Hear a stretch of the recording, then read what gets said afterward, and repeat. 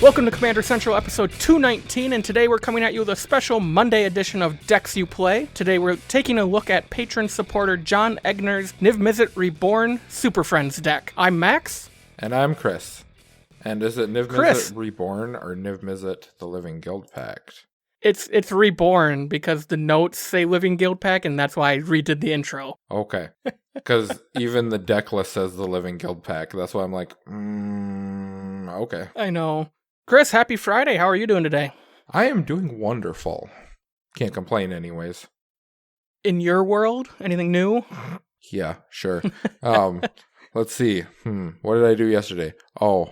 Nothing. What did I do the day before? Nothing. My life is so boring right now. Yeah, I definitely kind of feel the same. I mean, I'm at least working from home. You're doing the dad thing from home. Yep. But yeah, I'm the same way. Don't really do much. We did get some Commander Masters previews this past weekend, though. Did you get a chance to check those out? Nope, I haven't looked at any previews yet. You have not? Nope. So there was quite a bit of news. They released all the cards for the Commander Green spellbook, or Commander Collection Green. Yeah, I heard someone talking about it, and from my understanding from what he was telling me, the value of it is super high compared to what the price point is, but then I heard from the local LGS that the stuff's actually hard to get, so we'll see how this all plays out in the future. Yeah, for sure, and there are the two different versions, the non-foil and the foil, so whoever, if foils are your thing, you can just go buy the foil set versus buying a bunch of them like the spellbooks just so you get a copy of each foil. Yep. Which I hope the spellbooks move to this type of printing, a non-foil and a foil version. I still need 2 more spellbooks to complete my collection, so they better not yet. But, I mean, we're getting some cool reprints in it. Worldly Tutors finally getting reprinted. Sylvan Library is being reprinted with Reki in the art. Oh. So I'm sure Dana will love that. And we're getting a Freyleys reprint of the Planeswalker. Yep, she needed one. Yep. And then along with original mono green Omnath with new art, Bane of Progress is getting reprinted. And then they're throwing in a Soul Ring with brand new art and a Command Tower with brand new art. It's pretty much a whole bunch of playables, so that sounds wonderful. Yes, it's going to be great. The Soul Ring art looks really cool. It's a tree stump with what looks like the Soul Ring, but it's all like glowing and has leaves floating in and out of it, like almost like Nissa's doing something to it is what I would say. Oh, I wonder if they're going to do that with each of them where it'll be different, like flames for the red one and stuff like that, because those are going to really become hope collectors. So. Ooh. Yeah. And then, like we mentioned earlier, the Commander Masters previews kind of started over Command Fest Online 2 for the weekend. Some notable things that are getting printed. We're getting the other half of the Battle Bond lands. That's kind of a shame. I wish that they would have done a Battle Bond set itself, because all the cards in there were really good, but it is what it is. Yep. And they're also getting the Showcase full art treatment. Those will be around in Commander Masters. Mana Confluence is the Buy-A-Box promo. Ooh. With brand new art. And we got some previews of some new cards. Sengir, the Dark Baron. So the new Baron Sengir card finally got revealed. Yep. And he has Partner. Partner's back. How do you feel about that, Chris? Because Dana's not here today, so we can actually talk about it. I like Partner. I mean, it seems like a good aspect because it allows you to build differently. You can start going into your 3 and 4 colors, but still have a different theme in mind than your basic theme off of a single card. Oh, totally, yeah. And, they did say all the partner cards are going to be mono-colored, so that gives a ton of new options. So you can pair something with Thrasios, or you can use 2 new cards to build your new commander deck. They also previewed some partners that work well together, but you just definitely don't have to use them together, like Alina Kessig Trapper and Halana Kessig Ranger. One gives you a bunch of mana for how big your creatures are, and one lets you deal damage based on your creature's power to other creatures. Mortar Fire. That's what I'm going to call that card. We also got our first common, legendary, colorless creature. Oh, geez. And this is called the Prismatic Piper. It's 5 mana, legendary creature Shapeshifter, and it's a 3/3, and it has Partner. But it also says, if Prismatic Piper is your commander, choose a color before the game begins, and Prismatic Piper is the chosen color. Interesting. I'm pretty sure they did this specifically because of the draft format. In case you don't find, a commander you like, you can just use this. Let's say you just opened a bunch of white cards but didn't get a white legendary. True. You can use this. So very similar to how First Conspiracy, how they had the cards where, write down what colors are and that kind of stuff, and so you have to keep track of that kind of thing. Yeah, for sure. So yeah, I'm really looking forward to the set. Partner is going to be cool to play with again now that there's way more options that are going to be coming to us, but we'll see. They did plenty of testing, they announced during the show, so hopefully they are not having another Thrasios Vial Smasher issue coming our way in a few months. That wasn't that big of an issue. I don't know what everyone was complaining about. Yeah. And, everybody out there in Listenerland will probably do a full set review when the full previews are completed in the near future. Yep. If anybody out there wants to tell us what they think about Commander Masters or the Green Commander Spellbook, how would they let us know their thoughts, Chris? Well, they can reach us on a multitude of the social media platforms. So we'll start off with how you can reach us on Twitter, which seems to be one of our more active things. We do all our contests and everything else on there, and I know we reply fairly quickly on Twitter. Yeah, you can find us there at CMDR Central. You can search us up on Facebook, send us a message, share, whatever else Facebook does. You can search us there, Commander Central. You can find us online at commandercentral.com. You can also head over to patreon.com/CMDR Central and check out our reward tiers if you are so inclined to support us financially. One of our more popular tiers is a Decks You Play. This type of show, we review your deck, try to make it a little better based on your playstyle and some notes you send back to us. So we want to, like always, thank all of our continued patron supporters and anybody that might jump on in the near future. It goes a long way, as does just listening, upvoting us, commenting, all that brings traction to the show for other people to view it and gets our name out there just a little more. Agreed. So, Chris, are you ready to jump into this deck tech? Sure. It's been a while since I did a deck tech, so we shall see. So, like always, we do ask the recipient of these types of shows a bunch of questions. So, what did John have to say today, Chris? Well, so first question we usually ask is, what is the meta like? And John replied with, the meta at the local gaming store, it ranges from 6 with newer players on a budget to the more common, well-tuned, optimized 8. Spot removal seems pretty lax compared to previous LEG metas that he has played at, and board wipes are not too common depending on the players. Due to COVID, all of the Commander games that he has played have been through virtual EDH, such as Spell Table, which we talked about last week, I do believe. Yes, we did. Or another one that I've never heard of, which is untap.in. I think I did that right. I think you did too. I have not heard of that one as well, so I'll try to check that out in the near future. Yeah, and on both of these virtual platforms, he said that the meta, it's not quite as consistent, but he said most games are still within that 7 to 8 power level, which is where he places this deck at as it sits.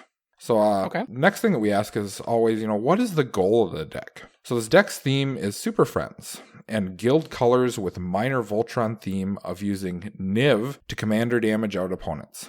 Often works as the walkers will draw their attention, leaving Niv to deal lethal damage in 1 to 2 turns with a card called Onward to Victory, or getting Double Strike from Samut, or Boros Charm, or just getting big, with like a Blackblade or Forged. Of course, there are plenty of ways of the deck to outvalue opponents and win with the Planeswalkers, or recurring all the legends late game with the Primeval's Glorious Rebirth. What else did he have to say, Max? So we always follow that question up with, well, what are the weaknesses or areas they want us to focus on? And John has to first say he gives a shout out to Carlos in our Slack, the help that he's given with the deck, primarily with the mana base on the budget. He was new to the area, and he met Carlos through our Slack and has been a great friend and a person to play EDH with going forward.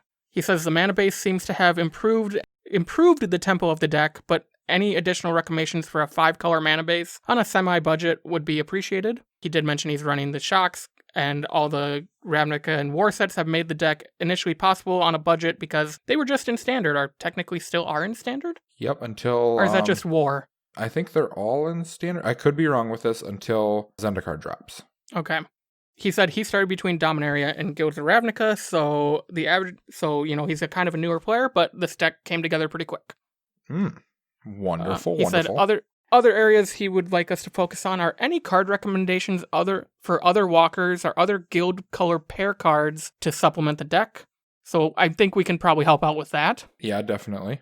And then the final question is the budget limits for single card or all card upgrades. And John said there's about a $10 to $20 budget for a card, just so he can save up and purchase it if it's really necessary. He did say, yes, I know a doubling season would be great in this deck, but he's completely fine not having it because the deck is doing fine without it. I've played against a lot of Super Friends decks that do not play Doubling Season. They don't play Proliferate themes. They don't do any of that, and they're still really good decks. Yeah, I totally agree.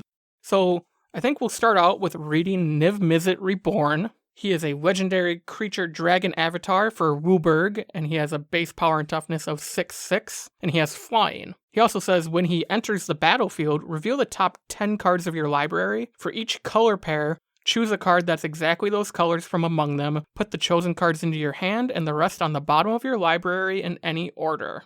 That's kind of a powerful effect, isn't it, Chris? That is very powerful. I have actually played against Niv-Mizzet in Modern. And when he comes out like that, they get like 4 or 5 cards, and then they sit back, and next turn they just start jamming all sorts of random crap into you, and you can't do anything about it. Oof. I don't want to be on that receiving end of that, because I'm thinking in Modern, it's probably removal that they're shoving down your throat. Yeah, and when they drop a 6/6 flyer, you're just like, ugh.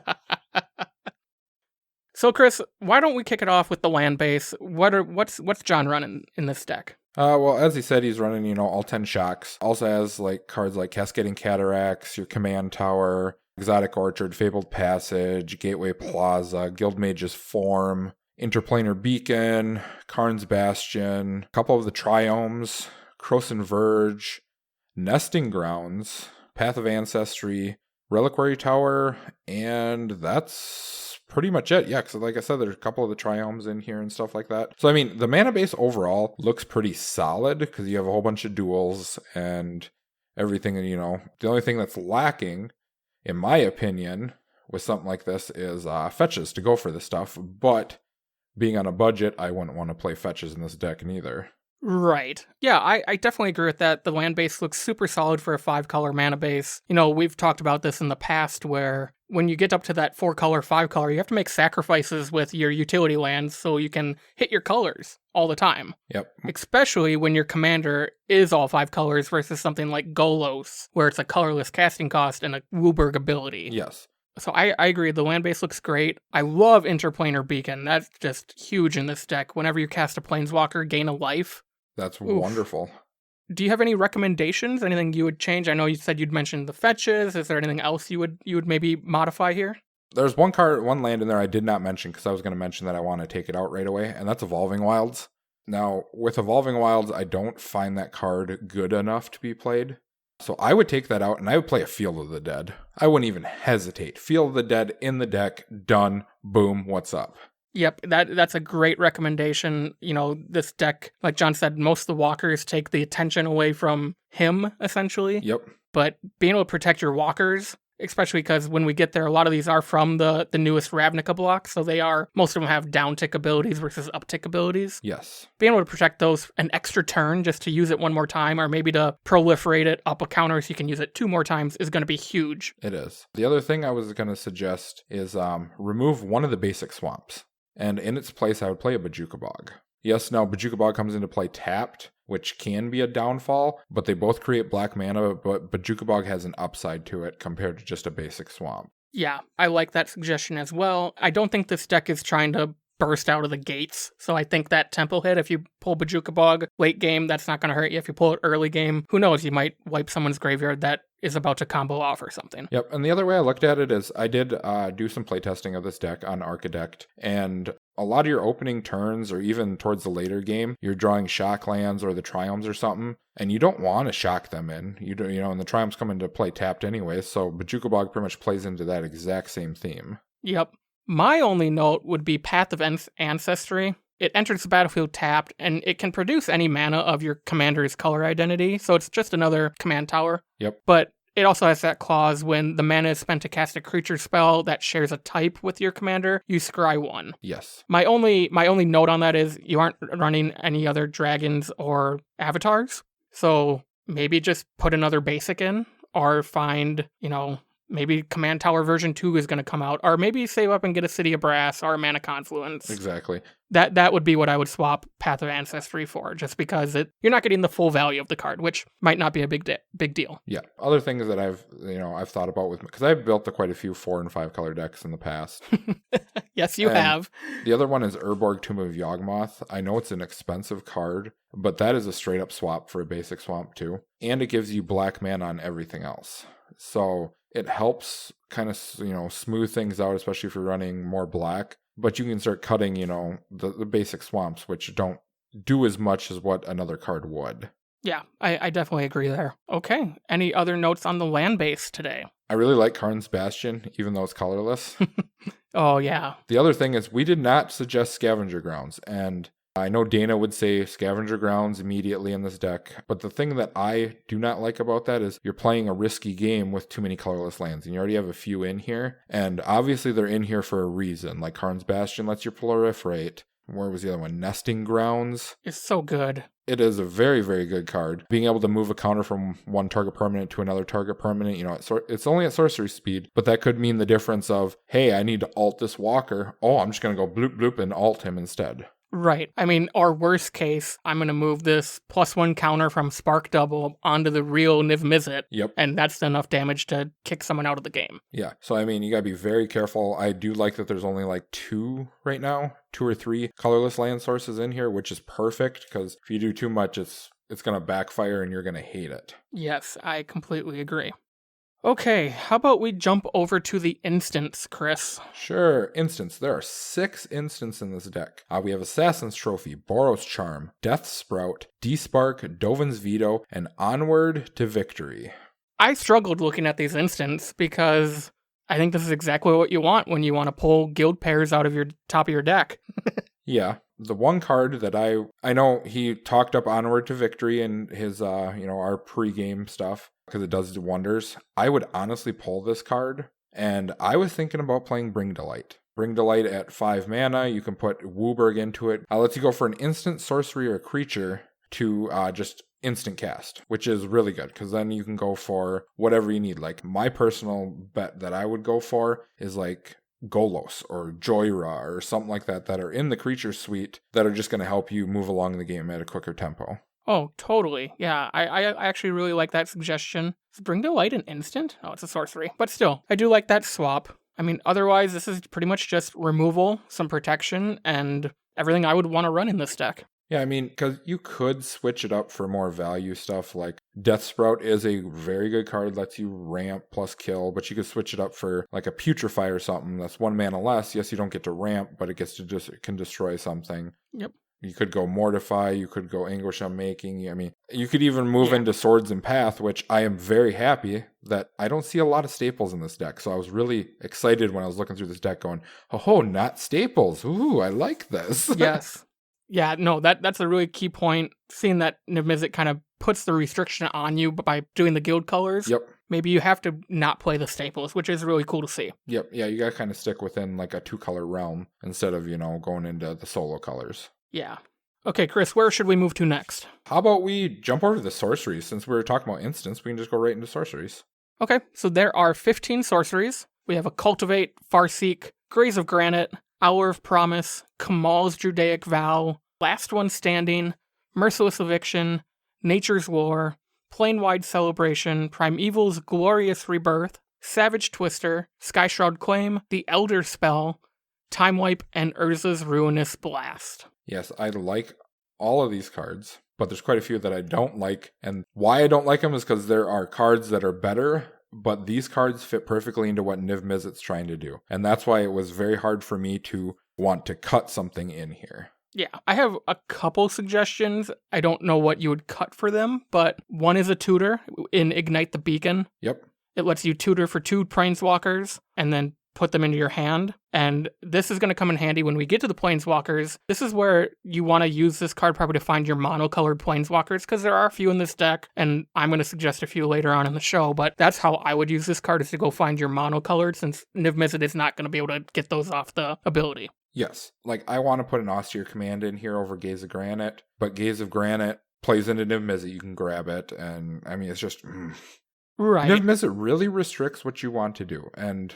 I mean, it's wonderful, but hard at the same time. Yeah, I definitely agree. It's what kind of EDH is about sometimes, just doing something a little unusual. Yep. Now, I know he was also talking about sometimes the deck doesn't, pop off, if he doesn't have ramp or something, it's kind of slow. I was thinking about maybe a Sylvan Scrying could go in. Okay. Low mana cost. I mean, very similar to your Farseek, but lets you go for any land. So you could go for your Karn's Bastion, or for the Field of the Dead if you decide to play it, or, anything else of that matter that, and then just play that land for turn. Yeah, I definitely like Sylvan Scrying over something like Cultivate, just because of how few basics are in this deck. Yes. 4, 5, 6, 7, 8, 9, 10. There's only, 13 basics in the deck. So there's a good chance Cultivate might miss if it's cast late game or something. Yep. So I definitely appreciate the Sylvan Scrying maybe over Cultivate or Kadama's Reach type cards. Agreed. My other suggestion for sorceries would be deploy the Gatewatch. Ooh. This is from Eldritch Moon. It's 4 white, and you look at the top 7 cards of your library, and you can put up to 2 Planeswalker cards from them onto the battlefield, and you put the rest on the bottom. Yep. Just a great way to cheat in some value. For all you know, you're going to hit an Ashiok Dream Renderer and kind of shut off people from searching their libraries. Yeah. Which might be important. It probably is important.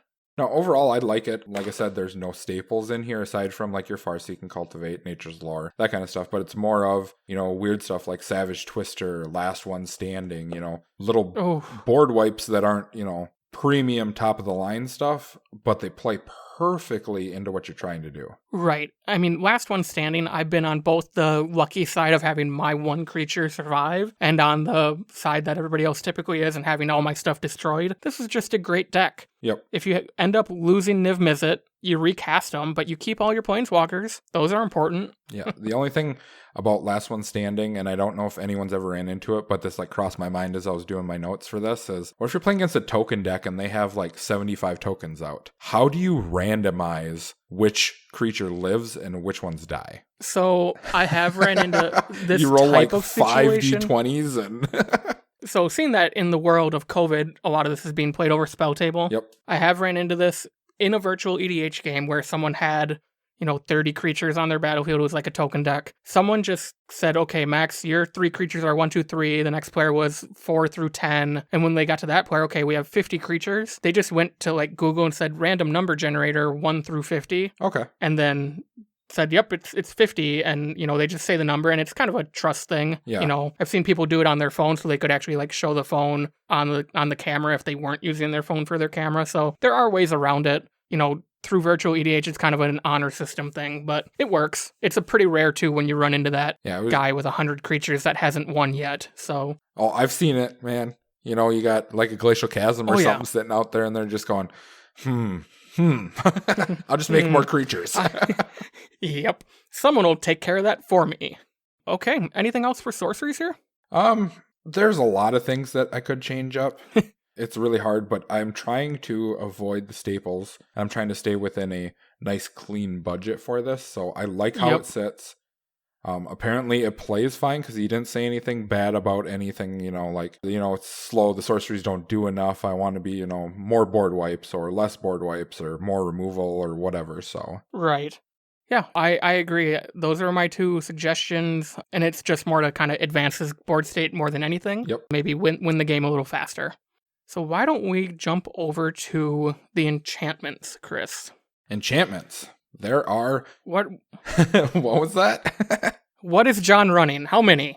John is running 2 enchantments. We have Oath of Ajani and Oath of Teferi. And what do those do for those who don't remember? Let's see. Oath of Ajani, it enters the battlefield and you put a +1/+1 counter on each creature you control. That's probably not the big deal about this card. Probably the other text is where it says Planeswalker spells you cast cost 1 colorless less to cast. And this is just straight up green-white for a legendary enchantment. Now, Oath of Teferi says, when Oath of Teferi enters the battlefield, exile another target permanent you control, and then return it to the battlefield under its owner's control at the beginning of the next end step. You may activate loyalty abilities of planeswalkers you control twice each turn, rather than only once. And this is 3 colorless and white and blue. So a little bit more higher of the CMC, but that ability is bonkers. That's huge payoff for 5 mana. I love this card, and I've never successfully been able to cast it in Brago while I had a Planeswalker out. It's just my luck. Well, I mean, you don't really need the second ability of it for your Brago deck. You're more looking at the blinking ability. The blinking. But it is nice to activate, Jace a second time if I have to. True. That is very true.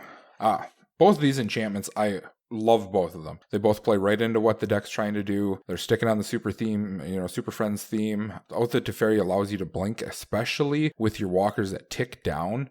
So they tick down so far, and then all of a sudden, whoop, blink them. They come back, boom. Now I can activate them twice, all that fun stuff. Yep. Or even if you need to rebuild, play this and blink Niv-Mizzet. Yes. That's the other thing, too. You can refill your hand pretty quick doing it that way as well. The one card that I would like to see in here, and I know I'm going back into the monocolored realm, but is Search for Azcanta. Even if you never flip it, the pretty much pseudo-scry ability that you look at the top card is wonderful, because Search for Azcanta reads that you may flip it if you have 7 or more cards. You don't have to. So say you're sitting on 12 lands, you look, another land, well, let's just pitch that and draw a card, and you might draw into gas. Now, if you do flip it, you have the ability to search, the top 4 cards, I do believe, of the deck. Yep. And that gives you, into your planeswalkers, into your instants, into your sorceries, into your artifacts. I mean, it's just because you're not a creature deck, so it gives you value overall. Yes, it's pretty rare when I flip a search in some of my decks, and in other decks, it's specifically there to flip for that purpose. So like in Tuvasa, I aim to flip it because it's done its job giving Tuvasa a buff. But now I need to start digging for my answers or my win cons. Yep. So I flip it and I start digging for my replenish or my, any type of aura that's my ancestral mask, something like that. Yeah, and even, when you flip it, it may not seem like it, but you're actually ramping a land card because you're getting a free land out of it. Yep, it comes in untapped. I do have a couple suggestions. I do have one monocolored suggestion in Oath of Nissa. It's a single green. When it enters the battlefield, you look at the top 3 cards of your library. You can reveal a creature, land, or planeswalker from among them and put it into your hand. The rest go on the bottom. But the big clause here is you can spend mana as if it were any color to cast planeswalkers. So another way to cheaply fix your mana when you need to. Yes, that's very good for 1 mana for an enchantment. And I do believe it is a legendary enchantment too, so... It is, so your Urza's Ruinous Blast won't hit it, your Primeval's Glorious Rebirth will get it back. Yep. So it still plays into that legendary type of theme, so... Yep. My final recommendation for enchantments is another Oath in Oath of Kaya.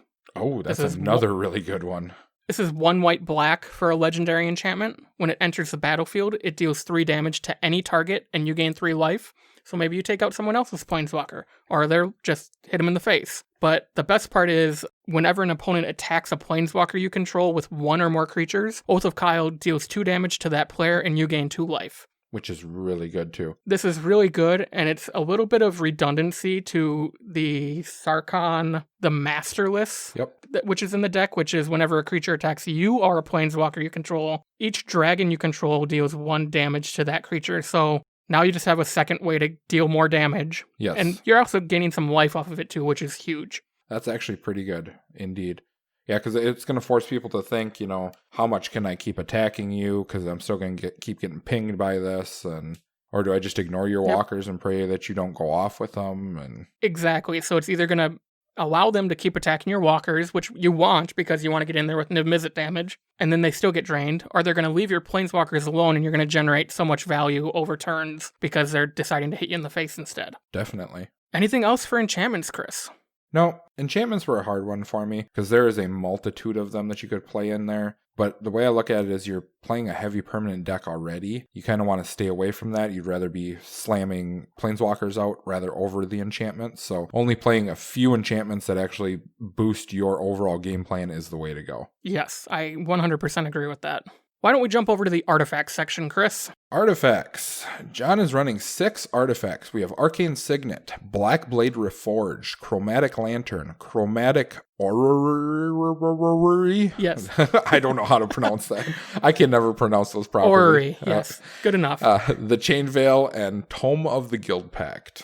Okay, so those are all pretty solid. They all play into this game plan. Black Blade can easily be, commander damage, instant win right there. Yep. What are your thoughts on these? I like them all. The one that I was looking at was the Chromatic Orrery, which was... It's a little high with 7 CMC, but I looked at it closely, And, the ability to spend mana as though it were any color is huge. It taps for 5 colorless to begin with. And for 5 colorless, you tap it, draw a card for each color among permanents you control. That could be huge too. So I'm kind of like, but such a high CMC, does it pay for itself? I've never actually played with this card or see someone else play it, so I don't personally know, but it seems like it could work wonderful. Yeah, I mean, it's huge. I think it's going to be cool in this deck. I've never played with it. I've never seen anybody play it, so I'm kind of in your boat, Chris, where I kind of just want to see it work before I pass judgment. But this is definitely the deck for it because you're going to add 5 mana to your mana pool instantly. I also really like Toma the Guild Pact in this deck. Seeing that majority of this deck is multicolored, he's going to draw a card all the time, it feels like. Yes. And just adding 1 mana of any color, I think, is actually the lesser of the 2 abilities in this deck. Agreed. I mean, it does help because once you play it, you can still tap it, for the mana, but it's the other ability that's really what you're looking for. Right. Do you have any suggestions for swaps or additions? I would like to see a Commander Sphere in here. 3 mana helps you ramp a little bit, gives you any color of mana because your commander's 5 color. And you can also sack it late game for a card draw. It's also considered a historic card. So other cards that deal with, the historic cards, like I do believe there's a Joyra in here, you get value off of it. I think that's about it, but the overall value of the card itself is, really good.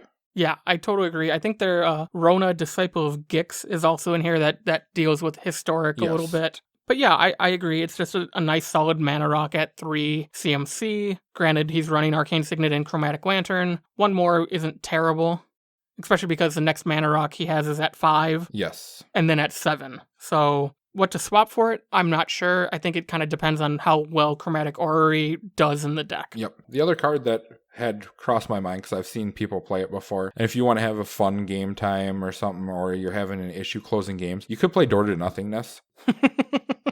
It is a weird card that allows you to do weird things. No, not really weird things, but still. So for 5 CMC, Door to Nothingness enters the battlefield tapped as an artifact for double Wooburg, so that's double of each color. You tap it, sacrifice it, and target player just loses the game. So sometimes you get into that board state where someone's just outpowering you, there's nothing you can do about it, you're going to lose. This could just end it right there. Oh, totally. I have lost to a Door to Nothingness before, and it's both fun and kind of shameful at the same time. Yep. The way I look at it, if you use it properly, like you take out the guy who you literally can't deal with, who is running the game, into the ground, they shouldn't be upset because they should just know straight up. But yeah, I saw that coming. It was coming for me. So my suggestion would be Urza's Filter. This is a 4-mana artifact from Invasion, and it says multicolored spells cost up to 2 less to play. So this does not have those reducer restrictions where it can't be reduced to less than 2 or less than 0, but this is going to reduce almost 1/3 of the cards in the deck. Yep. Which is huge. So that might be worth looking into. Again, though, I think I originally was thinking replace Toma the Guild Pact with it, but drawing a card for everything you cast is just really, really good, so I don't think I would replace that. Yeah, and I'm not sure if someone's going to waste removal on Tome of the Guild Pact, because it's overall the card's not that great, but you never know. I feel like Tome of the Guild Pact is kind of how I feel about Reki. By the time I go to remove it, the damage has already been done. Exactly. Okay, so let's move over to the creatures, and then we'll end on Planeswalkers. Sounds good. So John's running 12 creatures. We have Bioessence Hydra, Evolution Sage, Feyburrow Elder, Golos Tireless Pilgrim, Joyra Weatherlight Captain, Lavina of the 10th, Quasali Pride Mage, Roalesque Apex Hybrid, Rona Disciple of Gix, Sisay Weatherlight Captain, Soul Herder, and Spark Double. Those are all pretty dang good. They are. I like that a lot of them are the guild colors. I also think some of them might be maybe underperforming.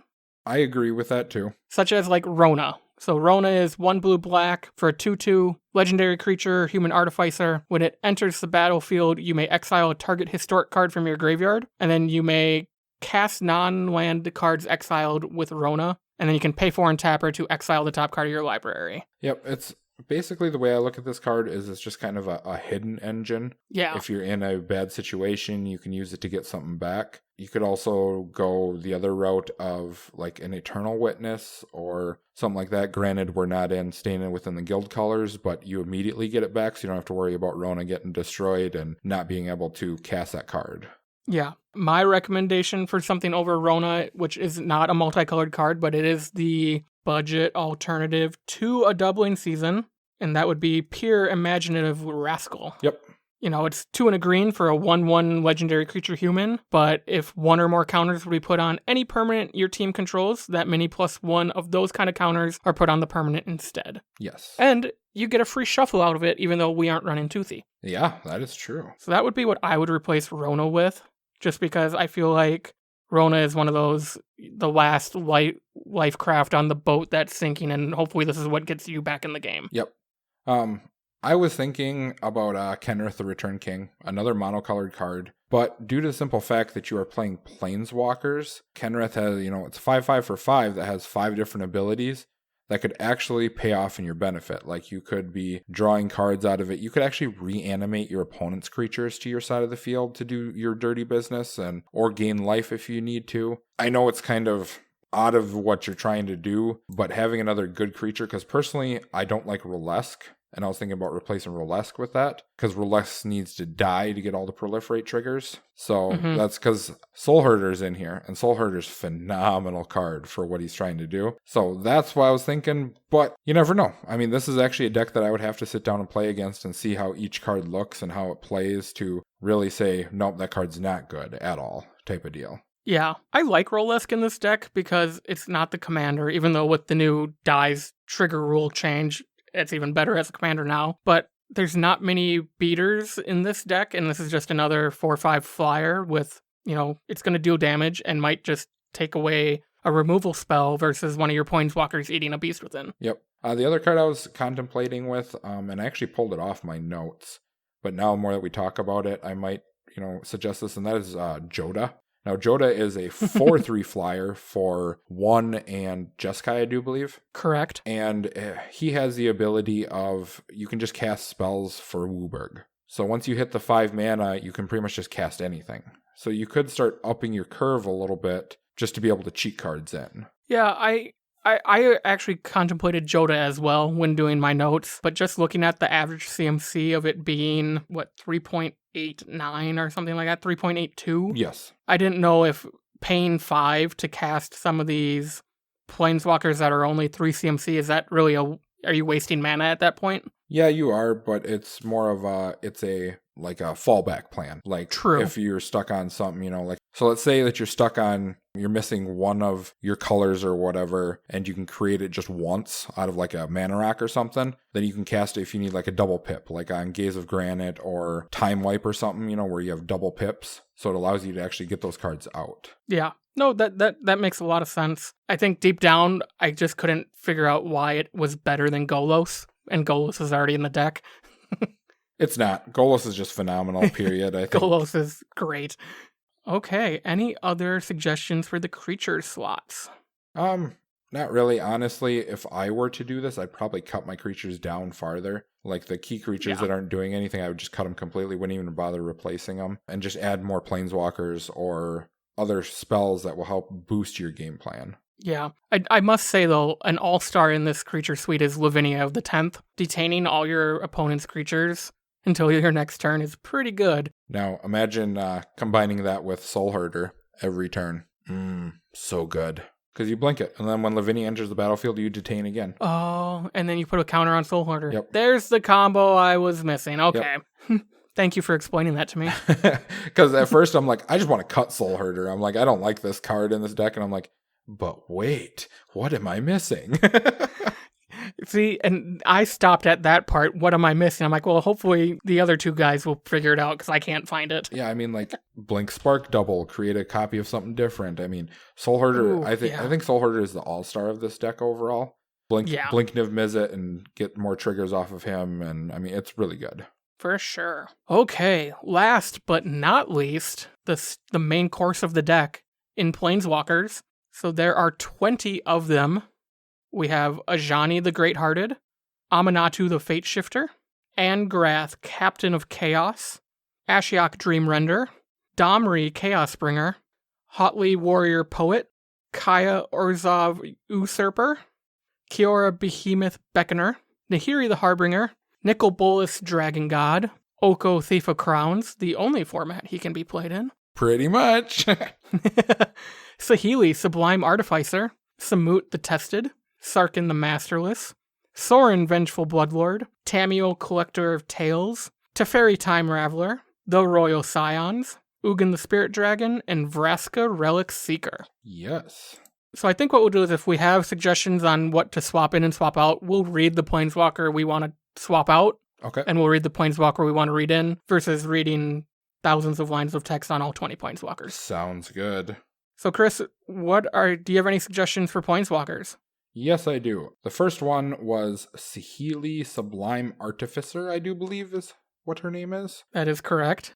So Saheeli is a 3-mana planeswalker, 1 colorless, and then we have Izzet hybrid, so you can do blue or red. Whenever you cast a non-creature spell, create a 1/1 colorless servo artifact creature token. And then her ability, -2, is target artifact you control becomes a copy of another target artifact or creature you control until end of turn, except that it's an artifact in addition to its other types. Now, obviously, it's probably in here basically just for the static ability, which is phenomenal. I personally do not like this card. I think it draws too much hate towards you, plus it requires you to, keep casting more and more stuff to get these 1/1 servos that don't really, pay off in the long run. So I personally would like to see a Narset Parter of Veils in here. Narset Parter of Veils is 3 mana, 1 colorless, double blue with 5 loyalty. Each opponent can't draw more than 1 card each turn. So right there, you're going to lock your opponents out from getting more card value than you. -2, look at the top 4 cards of your library. You may reveal a non-creature, non-land card from among them and put it into your hand, then put the rest at the bottom of the library in a random order. So this allows you to go digging for your other walkers, your spells, anything else.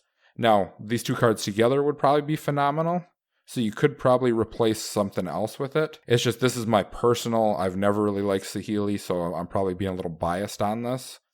I'm not sure what your opinion of that is, Max, but... So when I looked at this deck, I kind of went through the Planeswalkers and tried to figure out which ones make bodies to help protect the overall board state. And Saheeli is one of them, and I tried to really keep it in any suggestions. I had to try to keep in the color pairs so Niv-Mizzet can hit them. So I like Saheeli in this deck because it's pretty much all non-creature spells. I do get what you're saying. Her -2 ability probably isn't that great unless you're targeting your opponent's stuff. Yes. Replacing it for Narset, Narset's so good. So good. I know.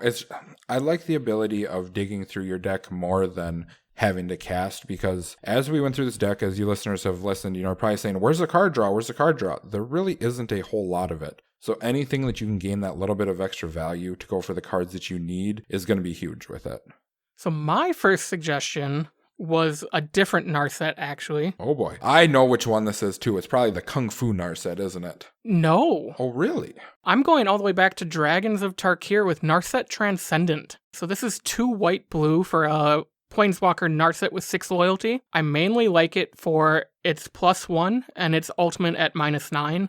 The +1 is look at the top card of your library. If it's a non-creature, non-land, you may reveal it and put it into your hand. Her -2 ability is when you cast your next instant or sorcery spell from your hand this turn, it gains Rebound. Okay. Well, there's tons of sorceries in this deck. So, being able to cultivate twice is pretty good. Yes. And then her ultimate at -9 is you get an emblem with your opponents can't cast non-creature spells because I'm the scumbag.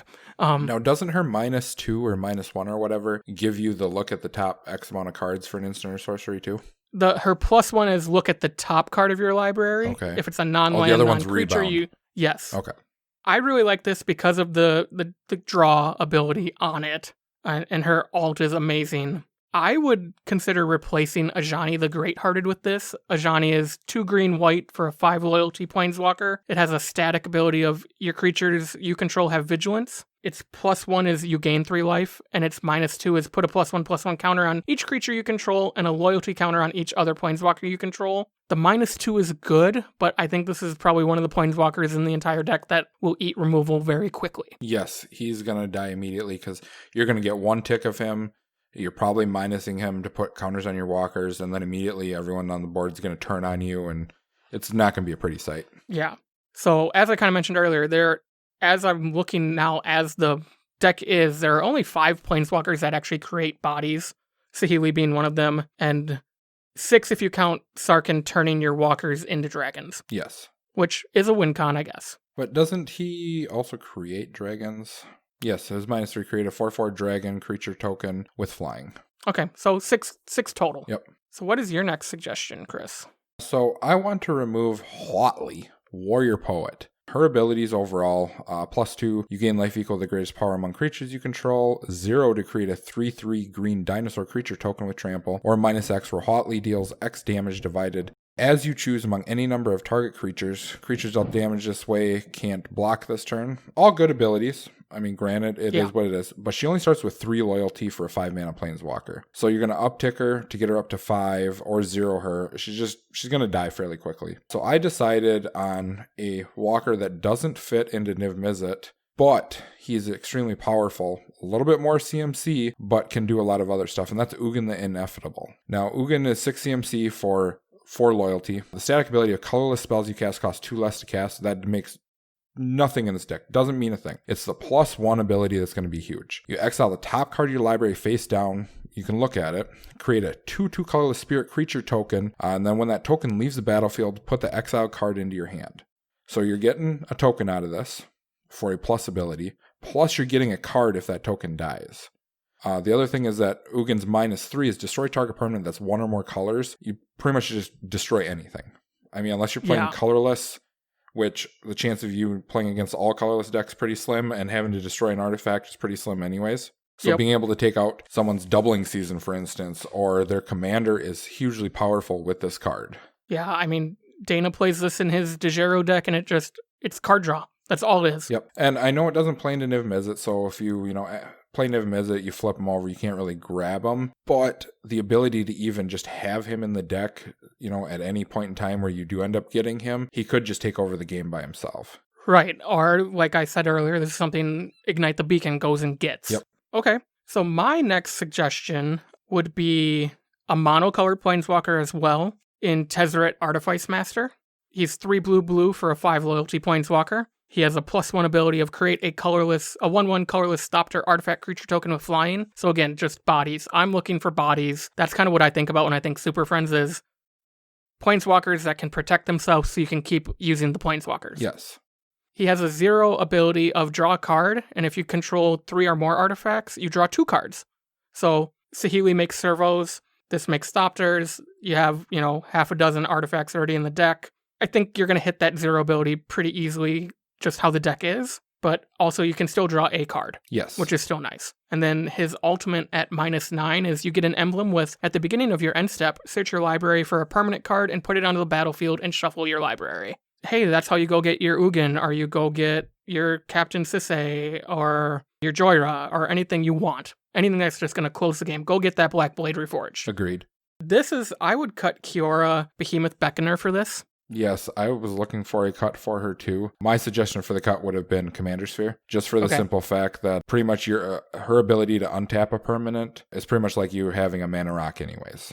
So why not just have something that gives you value? Yeah, I mean, there are some cool untapped targets in the deck. You can untap Niv-Mizzet if you attack with them. You can untap your Feyburl Elder or any of your mana rocks. But I think seeing that this isn't a very creature-heavy deck, that static ability of Kiora, where a creature entering the battlefield with power 4 or greater, you draw a card, isn't probably going to cut it here. Yep. I mean, you could look at it as like a 3-mana ramp spell, because she has 7 loyalty, so -1 each time to just untap a land. I mean, right. So, I mean, it's a 2-mana Planeswalker at that point. Yeah. I mean, that could be something that you look at too, but I would rather see it giving me more value than just on my lands. I'd rather see it hitting my creatures or something else as well. Yeah. What's your next one, Chris? Domri Chaosbringer. I really do like this card a lot, but the downside to it is that the uptick on Domri is you add 1 red or green, and this mana can only, if it's spent to cast a creature, it gains Riot, which gives you, uncounterable, or no, it's haste or a +1/+1 counter. My bad. And then it's -2 is look at the top 4 cards of your library. You may reveal up to 2 creature cards, so more creature stuff. Then the -8, you get an emblem with at the beginning of each end step. Create a 4/4 red and green beast creature token with trample. Sorry, that was kind of monotone there. My text is really small and I have a hard time reading small stuff. No problem. So basically, this card, it's dealing with creatures. It's all creature base. I mean, pretty much the whole card is just saying we want to be playing creatures. Well, it's in Gruul. Gruul wants to play creatures. Well, I thought about this. I'm like, how about a straight up swap for a 4-mana Planeswalker that's still in Gruul? And I came up with Arlinn Kord. Arlinn Kord comes out of Shadows over Innistrad, I do believe. And Arlinn Kord is straight up 4-mana, 2 colorless, and Gruul for a 3-mana loyalty Planeswalker, or 3 loyalty Planeswalker. Till end of turn, up to 1 target creature gets +2/+2, gains vigilance and haste for +1. Well, that's, creature base again. Well, how about for 0, we put a 2/2 green wolf creature token in the battlefield and then transform Arlinn. So we're onto the theme of what you were talking about, Max, with creatures. Mm-hmm. Now, Arlinn's transformed and it turns into a werewolf. Rawr, rawr, rawr. So for +1, creatures you control get +1/+1 and gain trample until end of turn. Now, I was thinking about this and I'm like, okay, if we play Field of the Dead and some other stuff and you get a whole bunch of zombies out there or tokens or something, given all +1/+1 and trample could be phenomenal. I mean, that could actually cause the tide of the game to turn in your favor. Now for -1, Arlinn can deal 3 damage to target creature or player, and then you transform Arlinn back into its original side. And then at -6, you get an emblem with creatures you control have haste, and tap. This creature deals damage equal to its power to target creature or player. That's not a big thing. All I was thinking about was the ability to create a creature, flip it, deal damage, or give haste, and then flip it back. Yep. I like that. I like that a lot. I'm just going to stay on Domri with you here because I also don't like Domri in this deck for the same reasons. All about creatures, and there's not many creatures in this deck to begin with.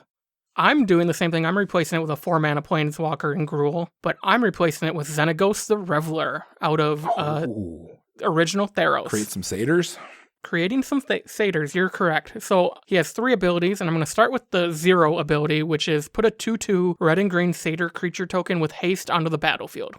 His +1 ability, kind of similar to Domri's, is add X mana in any combination of red and or green to your mana pool, where X is the number of creatures you control. Where Domri's is you only get 1, and you have to spend it on a creature. Yep. To give it riot. I mean, to give it riot. I don't think you have to spend it on a creature. I just think if you don't. It is to give them riot. So, I mean, technically you are ramping a little bit, but the one that you're talking about actually gives you more mana in the long run. Yes, you are correct. You don't have to use it on creatures. They get riot if you do.